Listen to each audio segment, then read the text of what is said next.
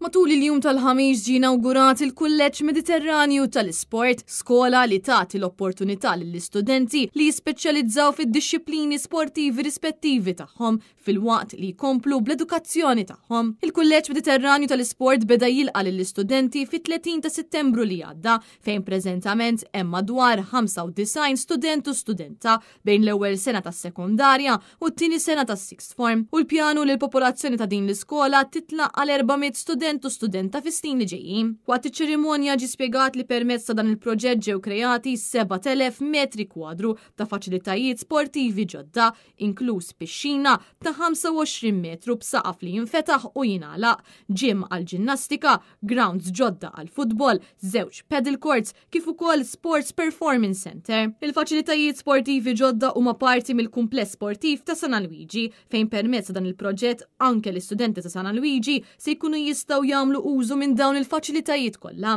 Il-kumpless jinkludi wkoll faċilitajiet ta' akkomodazzjoni kemm għall-istudenti internazzjonali kif ukoll għal nurseries u timijiet li jkunu jridu jorganizzaw irtiri jew training camps sportivi.